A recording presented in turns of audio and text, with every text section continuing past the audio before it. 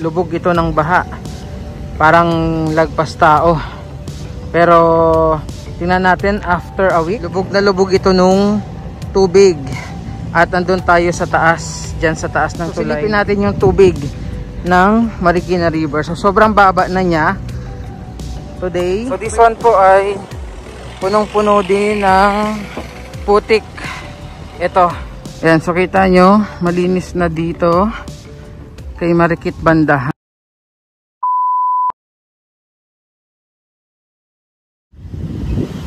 So after a week, bumalik ulit tayo dito sa Marikina River, kung saan ito po, yung bahaging ito ay lubog na lubog ng baha. Pakita ko muna yung paligid. Ayan, lubog ito ng baha. Parang lagpas tao. Pero tingnan natin after a week. So sa ngayon meron pa ring mga natitirang mga putik dito sa paligid. Pero ayan, yung ibang area dito ay lumitaw na po yung pinaka kalsada, no? Yung sementadong kalsada dito sa gilid ng Marikina River. So doon sa unahan, ayan po, tuloy-tuloy yung kanilang clearing and cleaning operation. So ito yung Marikina River Park. Yan, flashing, no? Flashing, tapos yung pag-aalis ng mga putik. Yan, tuloy-tuloy pa rin yan dito sa Marikina City.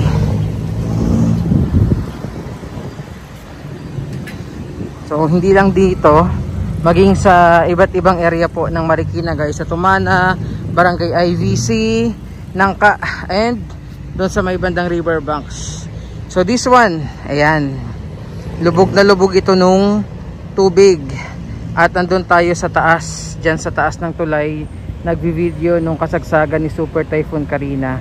Ito po, balot na balot din ito ng putik hanggang dun sa kabilang side ng tulay. Pero unti-unti na pong naaalis, no, yung mga putik dito sa gilid. So silipin natin yung tubig ng Marikina River. So sobrang baba na niya today. By the way, ngayon po ay araw ng Lunes, August 5, no, 2024. And ayan, as you can see po, sobrang baba na nung water level dito sa Marikina. Ito naman sa may kabilang side. Ayan, kita nyo, yung gilid ay litaw na litaw po. Yan. So dito sa may kabilang side, yan, tuloy-tuloy, no. Pinuntahan natin yung nakaraan. Itong part na to is balot-balot pa nung putik, pero ayan, lumitaw na po dahil tuloy-tuloy nga yung flushing, tuloy-tuloy yung clearing and clearing operation po, no, dito sa Marikina City. So may mga heavy equipment dyan, tapos nagpa-flushing nga para maalis yung mga putik. Especially this area, ang dami pa rin talagang putik. So isa ito sa pinagpipiknikan dito. May mga kubo doon banda sa unahan. However, until now hindi pa rin siya piknikan kasi nga balot na balot pa rin ng putik. So dito nakakonsentrate yung ibang grupo from the City Hall of Marikina para maklear nga yung paligid dito. Ayan po. So yung kulay ng tubig, kulay tsokolate pa rin after a week.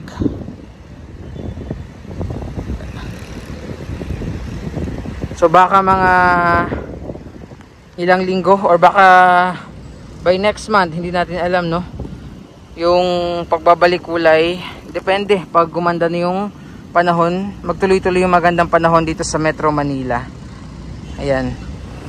So this one naman, yung kabilang side ng tulay. Ayan, kita nyo, okay na, no, malinis na. Okay na rin itong creek na labasan nung drainage, no, palabas dito sa Marikina River. Ayan, lakad tayo. Oops, grabe, lakas ng hangin, bumabaliktad yung payong. So this one po ay punong-puno din ng putik. Ito. And ngayon no, hanggang doon sa estatwa ni Marikit. Yan. Na-clear na rin yung mga putik dito sa paligid. And lakad tayo. So, nakakadaan na yung mga sasakyan, mga tao, mga nagbabike. So yung baha dito umabot dyan no, sa mga establishments, maging mga bahay dito sa gilid. Ganun kataas yung tubig hanggang dyan sa, so just imagine yung dibdib ni Marikit. Ayan, ganyan kataas. So talagang pinasok yung mga establishments dito sa paligid. Ganito yung itsura ngayon ng gilid kasi naayos na, naglalagay sila nung steel sheet pile dito sa Marikina River. So ganun din sa kabila. Ayan, so kita nyo malinis na dito kay Marikit banda hanggang doon sa may area na yon. Ayan yung park na yan. Nung last visit kasi natin dito, grabe din yung putik this area. So ayan sa malapitan po no, si Marikit. Yung bukol na yan, ang daming kung ano-anong reaction ng mga tao sa bukol na yan ni Marikit. So yan po ay parting tuhod, hindi kung ano-anong mga iniisip po ng ibang mga kababayan natin. Ayan siya. Zoom out ko lang para makita nyo yung paligid dito. So isipin nyo ha kung gaano kataas yung tubig. Ayan no, hanggang dibdib. So yung mga establishment dito sa gilid talagang nilubog din nung baha.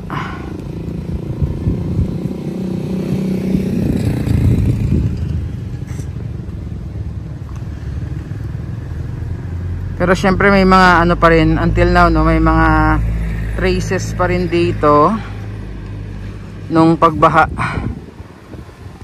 So tuloy-tuloy naman po ang paglilinis and pagsasaayos no, cleaning and clearing operation ng Marikina City.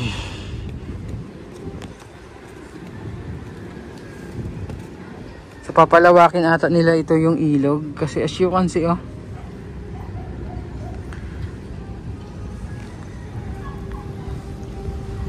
and lapit tayo kay Marikit.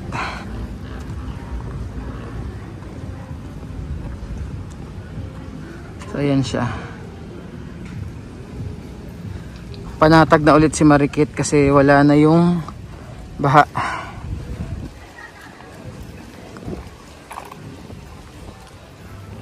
Sobrang taas pala nito ni Marikit no. Parang hanggang dito lang ako sa laylayan ng palda niya. Eh no, sobrang taas. So umabot hanggang doon sa pinakadibdib yung baha. Ganun ka taas yung baha. Yun nga lang, parang meron na siyang ano dito oh. May crack na sa baba. Ito. Yan, ito hindi ito tinatangay no. Kung kahit anong lakas nung baha. Simula nung mga nagdaan pa pong pagbaha dito sa Marikina City. Yan, so sarado yung mga businesses and establishments dito sa gilid ng Marikina River kasi nga nagre-recover pa. Yung iba naglilinis pa rin hanggang ngayon.